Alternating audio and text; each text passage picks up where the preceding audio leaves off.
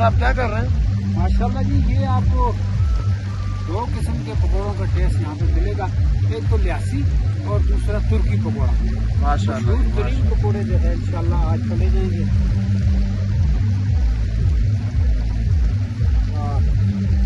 शानदार किस्म के ये आज का यहाँ ये हम गिटी दास में, मेरा नहीं ख्याल इससे पहले गिटी दास में किसी ने भी इस तरह की जो है एक्टिविटी आप बता दें। ये गाड़ियाँ खड़ी हैं, ये कैंप लगा हुआ है, ये रोड चल रही है।